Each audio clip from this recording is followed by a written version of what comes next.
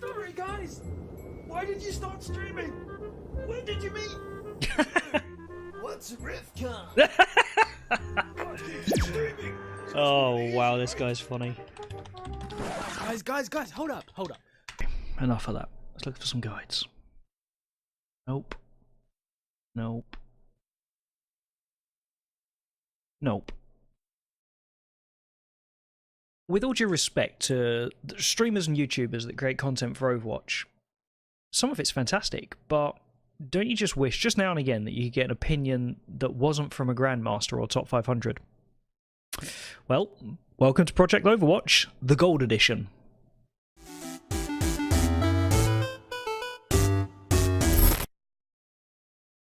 Hey ladies and gents, I'm Rebecca and this is Riftwatch Gaming. You know the majority of big YouTubers and streamers that both you or I watch, well they're for the most part highly skilled players, right? Their opinions are usually based on them playing at a level that is the top 10% of Overwatch, and this kind of got me thinking and it started to bother me a little. What about those players that are not in the top 10%, and how does the info in those videos help, and can it affect those at lower ranks? See, from where I stand, I feel like one of the greatest players the game has, and I'm sure you guys feel like that too. And this is exactly what Blizzard want us to feel. They want to enable every player to feel like a hero, and I get that. But the simple truth is, I am not the greatest player. I'm a good player at my tier, but on the scale of things, I'm actually a very, very average player, and let's be honest, probably so are you. Alright, so how do I know this? Well, it's stats time. Did you guys know that you can view the competitive ranks and their player percentage distribution on several sites out there? And I'll leave a couple of links in the description below so you guys can go look for yourself. But anyway, I want to show you this post, and I know it's not one from last year, but it's from the big man Jeff Kaplan, and he posted this on the Overwatch forums. It's the image here that's the interesting part, and it shows what percentage of the Overwatch player base play in which tier. So let's break this down for a second. A whopping 32% of all players play in gold tier of competitive, and a further 25% of the players are playing at platinum level. That is 57% playing within just 2 tiers alone. With over half of all players in these two brackets, it seems a little bit odd that Blizzard only balances the game around the Overwatch's elite in the top 1%. Now, I have not looked at any stats yet, as I'm saving this for each new video as it comes out, but I've got a feeling this is going to make the game feel a little bit imbalanced. Chances are that you hop on over to YouTube when you want to check out some videos on the latest buffs, nerfs, or meta, right? I know I did this while I was trying to find out how to counter the new Broken Bastion and that now infamous Reaper godlike buff that Blizzard dropped a few weeks back. Well, my guess is those videos that are recommended to you are usually long-term high-skilled players from Master or Grandmaster. They are not usually players from Gold or Platinum. Let me tell you that Master alone only accounts for the top 2 to 3% of players, and Grandmaster is basically the top 1%. So we know that their skill level is insane, but one of the things that sets those guys apart from the lower ranks is not always an extra 40% accuracy, it's map knowledge and tactical ability. Now, I'm sure you've heard all the advice, or the typical advice from them before. Plan your plays, communicate, peel for your healers, rotate tanks, combo ultis, etc, etc. And sure, when this happens, you feel like a god.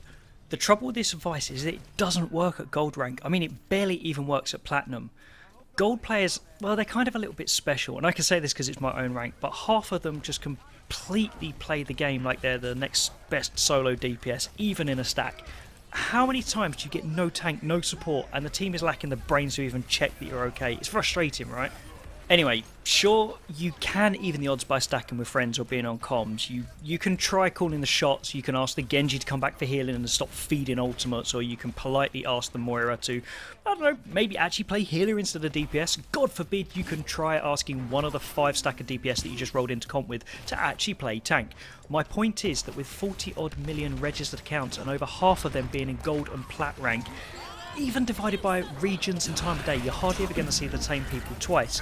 So you can explain the tactics all you like until you're blue in the face, but you cannot teach the world how to play Overwatch. And I'm sorry, unless you can go full pro carry, you are stuck here in gold or plat with me for the rest of your days. Elo hell! Well, buckle up because we're going to try something new here. Unfortunately, we're not going to change the world with this, and we're not going to become better Overwatch players overnight, but we are going to go on a journey of discovery to find out what it's really like at gold level, and to do that, we will learn to play every hero on the roster. With the help of this community, we will discover who is OP, who is really broken, which heroes need buffs and nerfs, and who just needs a good old-fashioned slap. Hanzo mains. This is going to be the alternative guide to Overwatch from the forgotten mid-ranks that Blizzard doesn't balance for. Every other week, I will aim to bring you a video related to my thoughts and feelings for every hero on offer. Will this change my mind about some of them? maybe. Will it change yours? Who knows? But by the end of this, I hope that we as a community can have a greater understanding of how the mid-game works. That's if Blizzard doesn't rework someone or buff their self-healing by 150%, which, by the way, is not the way to do it. That's how a child would do it. So, first up, next week, we're going to be looking at... I don't actually know, because I haven't got that far yet, but come back next week, check out the video, and we'll see who we've picked. It's also that time at the end of the video where I'm supposed to remind you to hit that sub button if you want to follow what we do here on YouTube, and that you should also smash the bell icon if you want notifications of when our videos go live. Okay, that's all said and done. Let's go have some fun. We'll see you in the next one.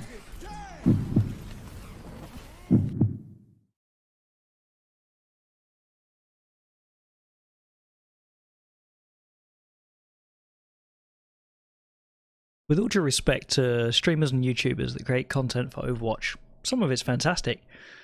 But don't you just wish, just now and again, just sometimes, that you could remember the lines? Yeah.